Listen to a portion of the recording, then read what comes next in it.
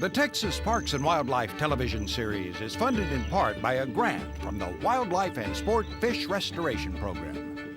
Through your purchases of hunting and fishing equipment and motorboat fuels, over $50 million in conservation efforts are funded in Texas each year. Additional funding provided by Ram Trucks. Guts, glory, Ram.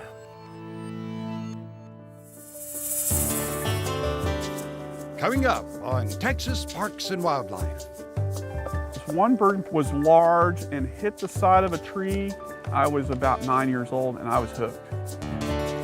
It's an opportunity to bring fishing to urban areas. These are folks that never held a rod and reel before. This is one of the most magical places along the entirety of the Gulf and something that every outdoors enthusiast can enjoy.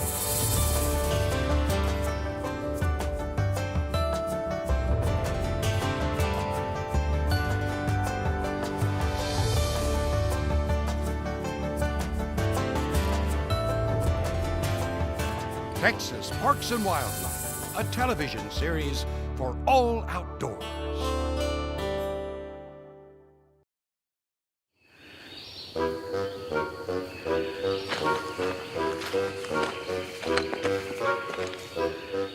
Yeah, a lot of people think that I have a bird's beak and that I used to be a bird in a former life.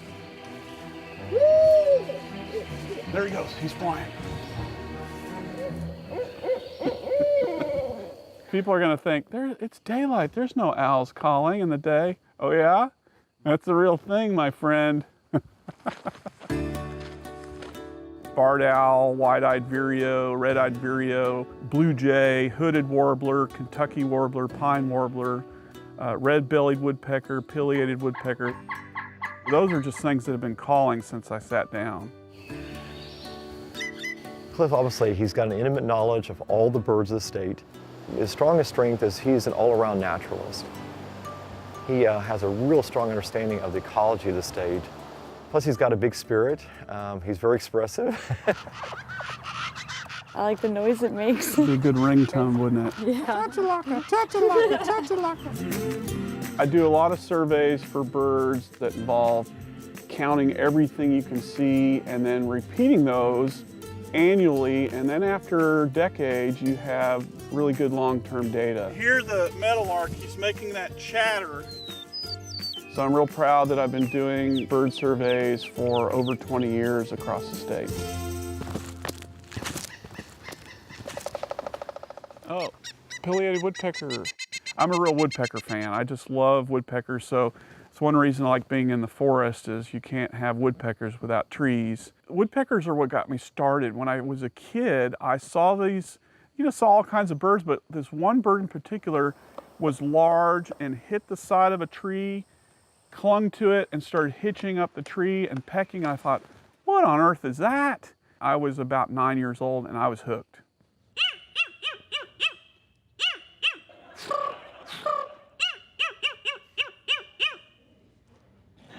I think the most important part to conservation is awareness, education, information, because no one's going to care if they don't know. There you go. Come on down. Good job. We get to go to some of the last special places in the state and tell the story and hopefully encourage the conservation and permanent conservation of those places. I think the greatest thing I've learned from the bird world is that you can never learn it all. There's so much to learn, so many things to master. With Texas being so diverse, with several different ecoregions, you have to really stay on your game. Everybody come take a look. And I think the beauty is you can't learn it all. It's a lifelong pursuit, and that's why I love this the most.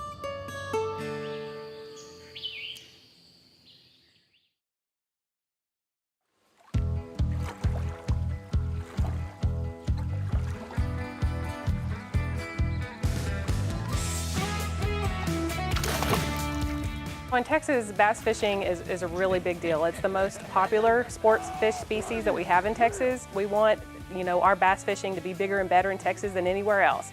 And none of that could be possible without a sponsor like Gulf States Toyota. Gulf States Toyota joined with Texas Parks and Wildlife, in a private-public partnership to create the Toyota Texas Bass Classic, and also with the Toyota Share-a-Lunker program. The Toyota Texas Bass Classic has been huge for Texas Parks and Wildlife. It's provided us an opportunity to engage millions of people into fishing all across Texas and really across the United States of America. The format that we were able to come up with was very new. It was something that we had talked about, we'd like to do, but just didn't have any support. But when Gulf States Toyota stepped in and provided that support, it was a whole new ball game. The Toyota Texas Bass Classic was really special because we were able to do quite a few firsts. The first catch, weigh, and immediate release professional bass fishing tournament. Toyota Texas Bass Classic also was the first time a professional bass fishing tournament had ever been aired on national network. It's allowed us to engage the public through a national television broadcast to showcase our fisheries to a national audience. It brought us to a new, plateau of competitive fishing that is environmentally friendly. Quickly weigh and release. The fish is back to his native environment quick. That format is the future of the sport of competitive bass fishing. I got one! Well, that's a good fish there. Through Toyota Texas Bass Classic, we fund a program called Neighborhood Fishing. It's an opportunity for us to bring fishing to urban areas. These are folks that literally would never held a rod and reel before, and the kids and the families that were there, it was heartwarming. Go! I got it! We went from 9 lakes in our program to 18 lakes. There are tens of thousands of new people introduced to the sport of fishing every year because of the funds Gulf States Toyota generates through this event. It's the most successful urban fishing program I have ever heard of, and I don't think it'll ever be equal. Hope it is, but it's a pretty high mark. Gulf States Toyota has supported the Share-a-Lunker program since 2009. It's really putting us on a path to create cutting-edge science. It's allowed us to be able to track these fish through DNA. That is a groundbreaking, nationwide model for perpetuating the fisheries that you have in the state, especially for big bass. That is a great fish. You're going to release the fish back into the lake, or you're going to donate it at the right time of year to the Share-a-Lunker program. That fish is going to be taken by our greatest biologists, the Texas Parks and Wildlife Department. They breed them, they spawn them, and then they stock them right back in our lakes, and we have this superior genetic line of these awesome bass. Chairman Friedkin, he's just passionate about conservation, and he really does want to leave the state in better shape than how we came to it. And we hope to continue to contribute in whatever meaningful way we can.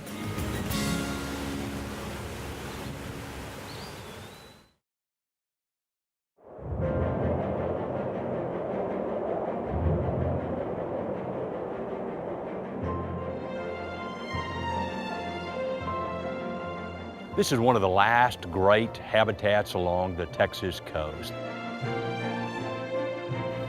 It was a ranch of many seasons. It will be preserved forever now.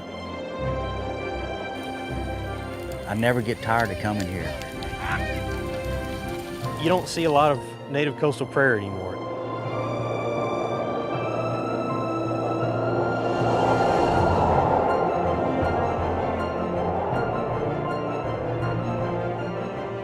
Yeah, the Powderhorn, the name is just so evocative, and the place lives up to it, from the sprawling live oaks to the miles of frontage along Matagorda Bay and the bountiful fish and game and water birds and waterfowl and redfish and trout. It's just absolutely magical.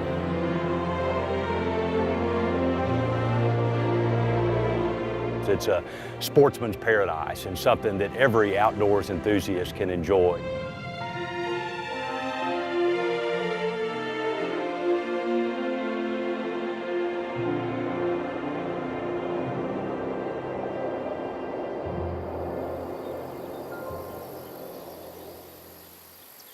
People care passionately about their coast, and they want to see it conserved, but they also want to have access to it. And so as we think about conserving what makes our coastal heritage and lands and waters so special, but also being able to provide managed access for fishing and hunting and canoeing and kayaking and bird watching and hiking and nature viewing is just an extraordinary opportunity, and the Powderhorn offers that like no other.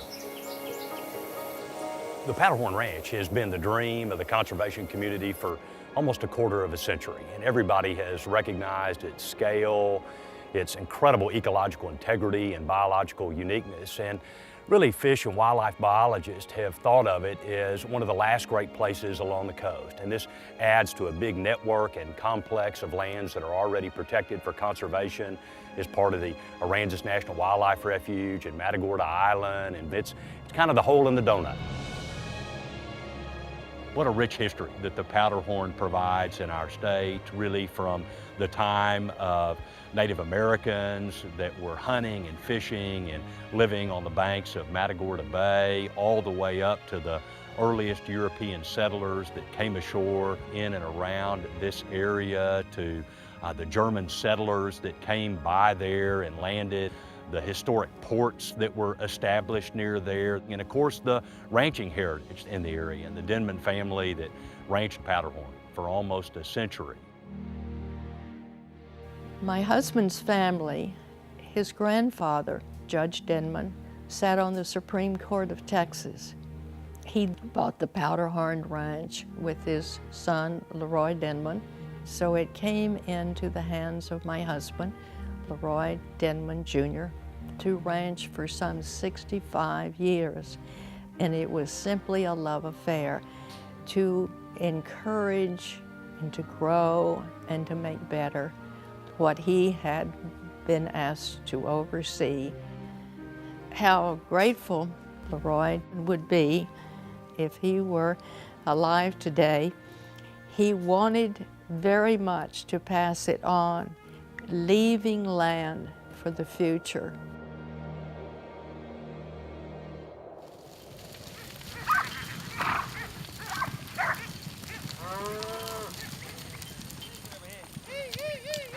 We've been ranching since the 80s, and we came to the Powderhorn about 12 years ago. What a treasure. If you love your job, it's not work. And that's the way we feel about the ranch. Great place to raise kids and a family. Well, you always worry about development of a place like this. And I know from experience, from being here, when people have come to look at it, to build plants and industry on it. And so that was my biggest worry, is, you know, it go to development instead of staying like this. You know, it's just preserving what's here. I think that's just a win for everyone.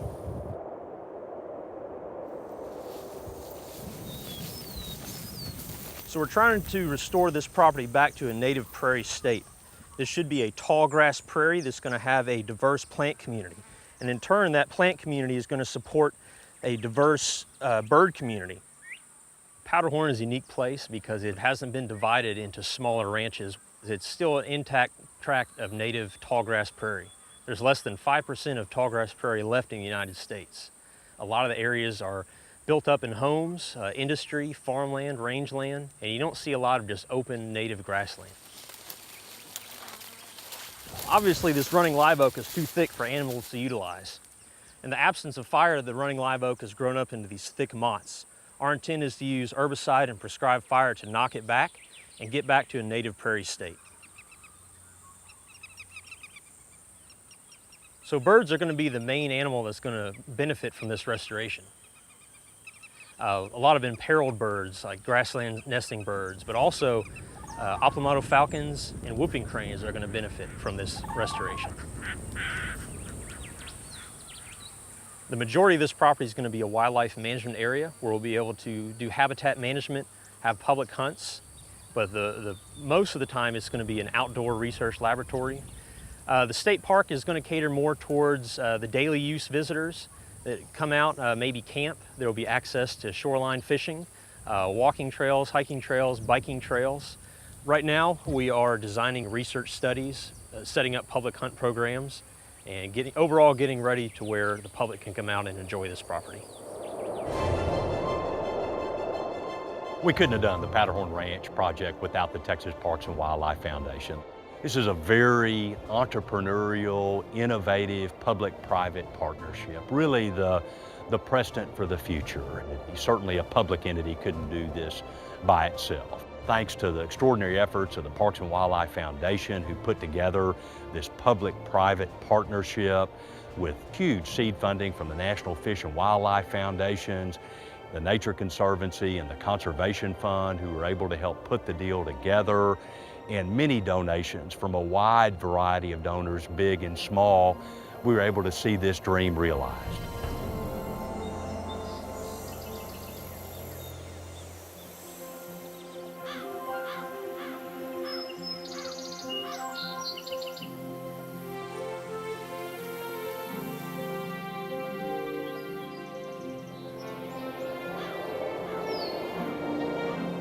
I thank the Texas Parks and Wildlife and those private sector donors that have been so gracious to make this possible.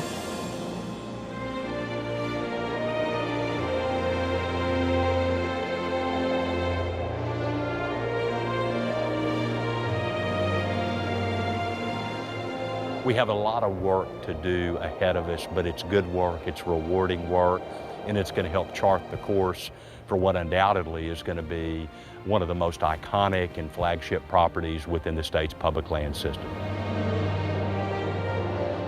These are the proverbial trees that we're planting so that somebody else can enjoy their shade. And if we wouldn't take these kind of risks, we wouldn't have any more state parks for our growing public to enjoy. Powderhorn is going to be one of those places that we look back on for generations to come, and we're going to thank goodness that we had the courage and the foresight to acquire this place.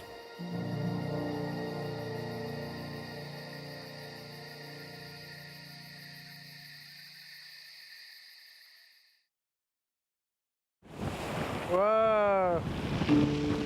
Here we go. Your shoes are going to get wet. Ah. 6-year-old Jack Tunnell enjoys time on the Corpus Christi shoreline with his dad. Dad, my shoes got wet. We only live 2 blocks from Cole Park, so... Oh, that one worked. We come down here pretty often since we live so close. Very convenient place. It's just a beautiful place to be. But after rain, what they see here is not always so pretty. Whoa, now that's nasty. Urban trash can cause trouble for both freshwater and saltwater ecosystems. It is a problem Jace Tunnell is familiar with through his work for local coastal conservation groups. Coastal Bend Basin Estuaries Program is Jace. We deal a lot with trying to solve the water quality issues that we have. Bay debris is part of that. You know, any trash that goes into the bay, like plastics, it takes many, many years for that to be able to biodegrade, and it's not pretty to see, but it's also bad for the animals. When it rains, I think lots of times people don't realize that whatever's on the ground will end up in the bay in the end. To raise awareness, Jace grabbed his video camera during a rainfall and captured much more than stormwater flowing out to sea. It blew my mind to see how much trash was coming out. And unfortunately, that's just the stuff that floats. I was showing it to Jack, and his eyes just opened up, and he said, you know, whoa. Whatever trash is on the road and it rains, it's gonna get washed into the bay. Oh, yeah. So father and son made a short video. All the cups. And a plea to keep all the cups from harming the environment. I like this part. You like this part? Yeah. Okay. We want people to stop throwing trash everywhere, and that's all. All right. Coincidentally, as their video hit YouTube, the city was launching its own anti-litter campaign. It takes a lot of different approaches to address the issue. We've had a lot of news media, advertisements, an app that was developed, TV commercials. Only you can stop the wrath of trash. Don't litter. And the overall goal of it is to bring litter awareness to everyone in the city. We do have a beautiful city, and we want to keep it that way. We want to remain a sparkling city by the sea. The challenges being faced in Corpus are by no means unique. There is concern worldwide about the impacts of trash on marine life, but this complex problem is nicely summed up by young Jack. Don't throw the trash in the water. Fish and birds eat it, and they get so hungry that they die. All the Cups has yet to go as viral as, say, stray cups and bottles, but the video has been seen by thousands. And as more see how quickly litter can pollute a waterway, perhaps more will choose to recycle, or at least dispose of their trash responsibly. Anything on the ground, just make sure you pick it up. Whether it's trash, oil, whatever's on the ground, it's gonna end up in the bay. It's gonna end up in the waterways. So the main take home is, awareness. A little awareness and personal responsibility can keep our waters clean and fish and wildlife healthy. Whoa, look at this rock. Oh! And that makes for happier days at the beach. Perfect. And you really know how to pick them out. Oh, Dad, look at.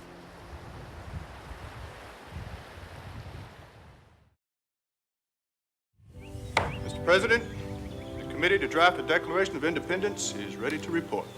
A battle decisive of the very existence of this country has to be fought. Washington on the Brazos is the place where Texas declared its independence from Mexico. Mr. President, I move we form a committee to write a Declaration of Independence. They call it the birthplace of Texas. It's the place where the 59 men met in March of 1836, declared Texas a free and independent nation, and continued on to create a constitution for the brand new Republic of Texas.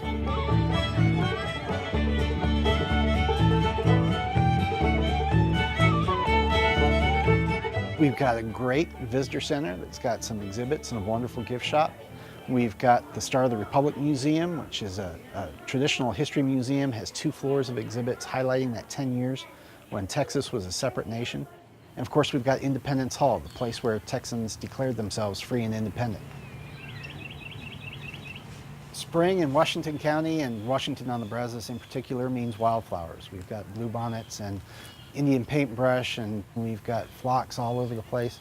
The springtime is full of wildflowers, and the rest of the year is full of history. Here you go, Memphis. Here's a little treat for you. Barrington Farm is a working farm from the 1850s. It's the home of Anson Jones, who is the last president of the Republic of Texas. He was one of 14 children, and he made his way into Texas as a real, honest-to-goodness degreed medical physician. He and his family built their home here, and they farmed here after his presidential term. Back in those days, they used to save their seeds. Women would even have seed swapping meetings. I am making a leg for a ladder back chair. If I were going to bake cookies or a pie, I would use this Dutch oven here. And it is a place where people can actually experience history. They get a chance to not only see it, but they get a chance to touch it, taste it, feel it, really experience what it was like to live in the 1850s. To those men who stayed here to sign the Texas Declaration of Independence, ready, aim to the left, fire! History can fire the imagination, and it can be done in a way that really excites people. Some shorty, walking up. You can read it in a book. That's good, fellas. But when you come to the actual place, it makes so much more sense if you can see where it happened. It's truly a pleasure to be able to tell this story of Texas independence and what happened here in March of 1836. Walk right up. Good boys.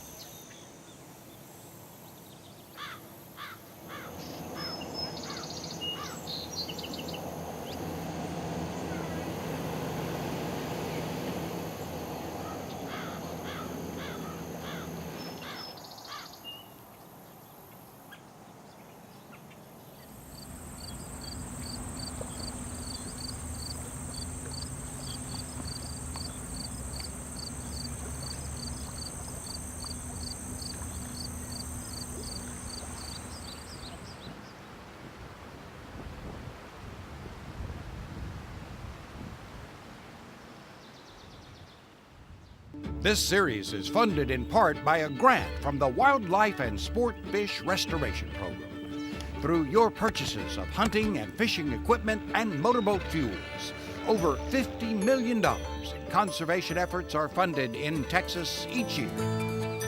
Additional funding provided by Ram Trucks. Guts, glory, Ram.